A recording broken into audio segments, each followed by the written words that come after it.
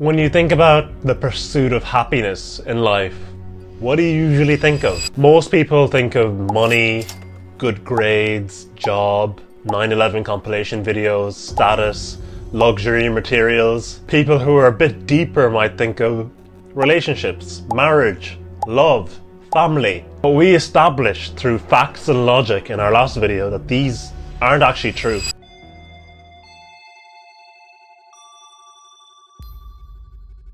The fact that these things won't actually make you happy, and we've established that your brain, your puny little brain, isn't strong enough to find the truth. Your intuitions are leading you astray. So before I go to reveal the truth of happiness and what's truly going to make you happy, I'm going to go through some more facts and logic to roast you for your tiny, insignificant, stupid little brains. So why do our brains lead us astray? So we already talked about the last video. Our intuitions are wrong. Even when you factually and are told that your intuition is wrong, you still will have that intuition. You will still think that. So even if you know money won't make you happy, your brain will still want money, and it will still think that getting more money is the key to happiness. As I said, I showed you this table scenario. No matter how many times I tell you that these tables are actually the same length, that's not going to stop your brain from seeing one as longer than the other. Now, another reason why our brains lead us astray is because they think often of relative, like in terms of relativity. How we feel and how our brain makes us feel depends to what we're used to. It's not like, and it kind of judges things from a relative point of view, from a reference point, and that reference point is salient, and that it changes depending on what you are used to and what your situation is. So it doesn't judge from an obsolete or objective point of view. So this thing called the Ebbinghaus illusion, I'll get it up on screen here. So there's two dots in the middle. So there's an orange dot here and an orange dot here. One of them is surrounded by a bunch of grey dots that are small, and then one of them is surrounded by a bunch of grey dots that are large. Which of the two orange dots do you think is bigger? The one surrounded by the smaller grey dots, right? That clearly looks bigger. Well, they're actually the same size. Would you believe it? It's the same size. But why do we think one is bigger? Like, you can't unsee it no matter how many times I have to tell you, even if you go and measure it. It's because we're comparing to the other dots around it. So the other grey circles around it make one look bigger and the other smaller. So our brains are constantly comparing to reference points around the actual thing. So they're not comparing things objectively. To prove that, so there was a study in 1995, Medvec et al.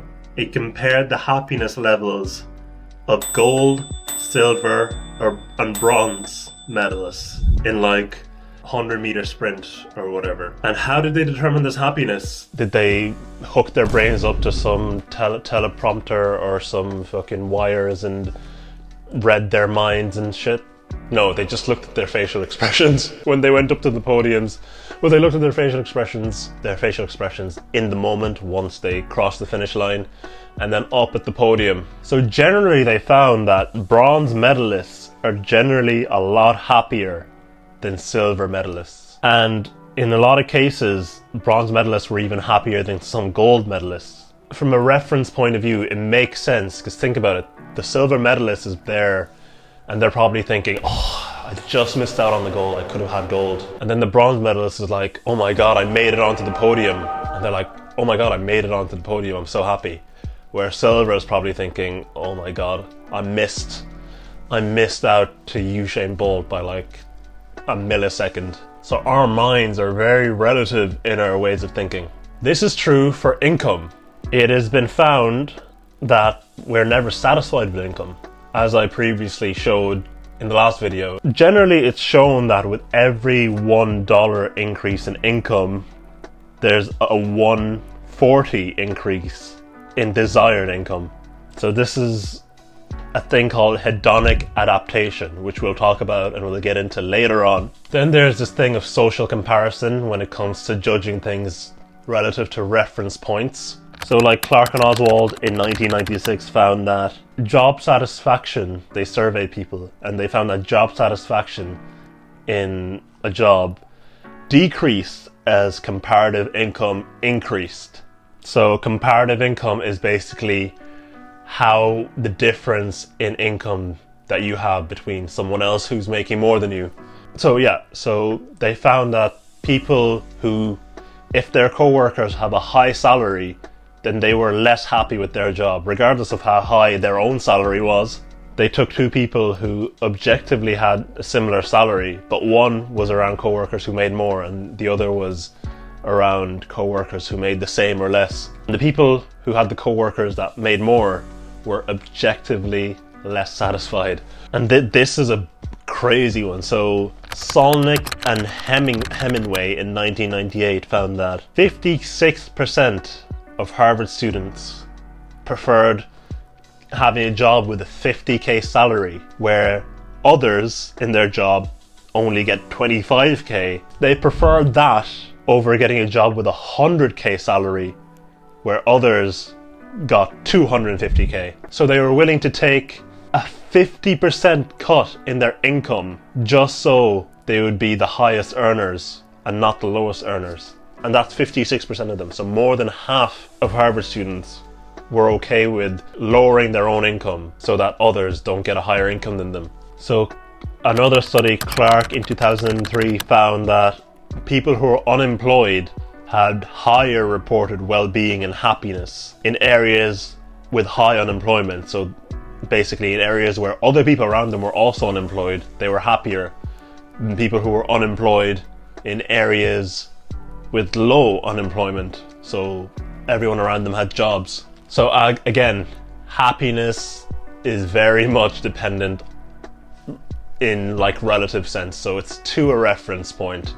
It's not objective. Our brains trick us based on reference points and things around us. And just to show how crazy sometimes these reference points can get, so a 1997 study found that people who watched more TV generally overestimated other people's wealth and they underestimated their own wealth. Makes sense, you're watching TV, you're consuming a lot of media. This is 1997, so what are people watching back then? Like fucking Kardashians, you know, reality TV stars.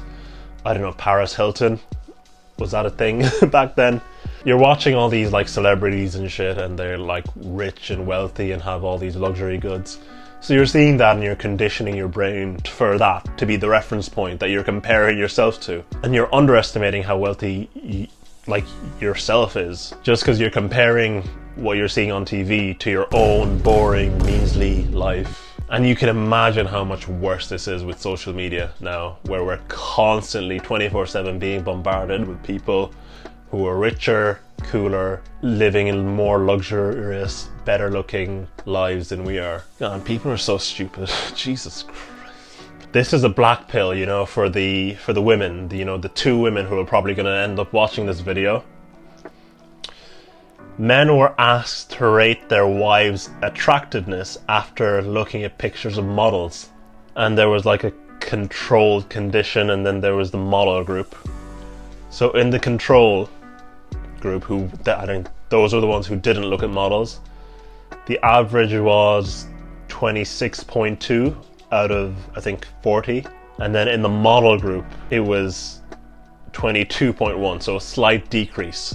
So yeah, people are always thinking relative to, and you can imagine with social media where we're all watching or seeing Instagram models and we're all watching these, high value men and they're showing off the models on their like yachts and stuff that they're with, and they don't mention the fact that they're actually paying them to be there. But the Facebook experiment, so they got a bunch of losers, made them look at Facebook page and made them feel bad because the people on Facebook were a lot better than they were, and they got a bunch of cool people who looked at the Facebook page and they were looking down on whoever was the content was. The people looking up had lower self-esteem at the end of the experiment than the people looking down. obviously. So it's a reference point.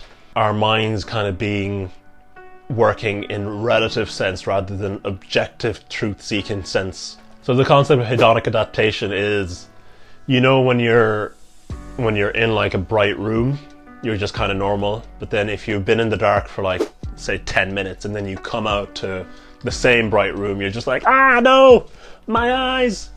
That's hedonic adaptation in a basic sense. Our mind does this all the time when it comes to our situations. Once we're put into a really shit situation, we adapt to it to the point where it's like, okay.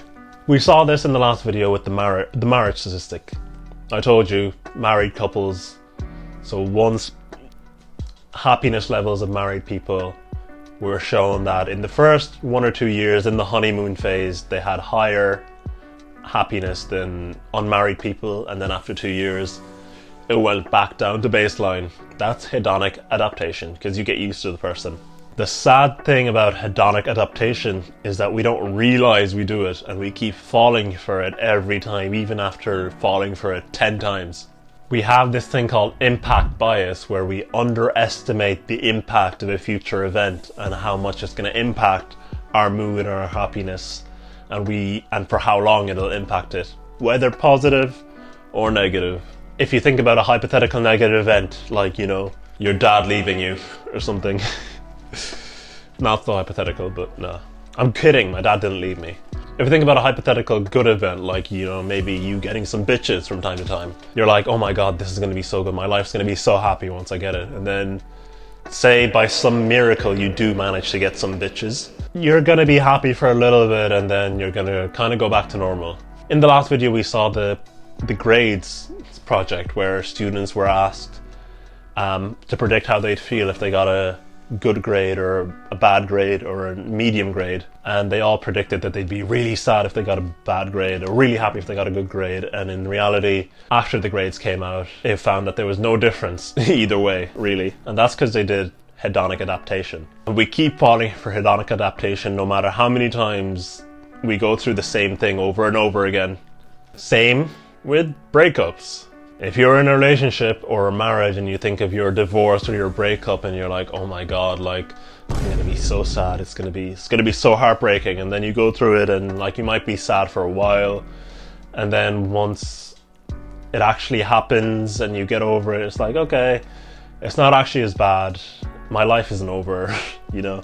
Our brain does this thing called focalism, where we look at a particular point in time, basically our situation. Our brain isn't good at like taking a whole like big picture view of everything. And that's the reason why we keep mispredicting hedonic adaptation. We keep mispredicting like the impact bias of certain things. And then there were studies that showed like people were asked to predict how they'd feel after getting a positive HIV test or a positive STI test, and negative, and obviously they imagined, oh, like I'll be sad forever if I get HIV, which you'd think you would be. And obviously in the moment when they got the result, they were really sad. The people who got the negative result weren't actually even that happy.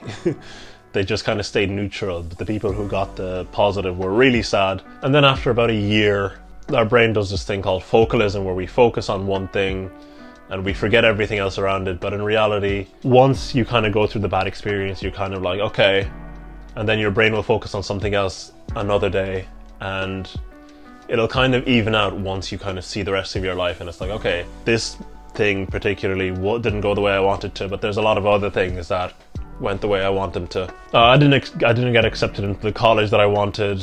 My life is over, but like at the end of the day, the next day you wake up, you go for coffee, you have a fun time with your friends, you have a fun time with your family, whatever, go through a bunch of other positive things, it's gonna even out. You kind of forget that you have a whole life outside of the college acceptance or the HIV test or whatever in that moment when you are just bogged down on that one thing. So we've discussed why our brains are useless and puny at predicting happiness and deciding what's going to make us happy. Well, what is it that will actually make us happy? Find out in part 3.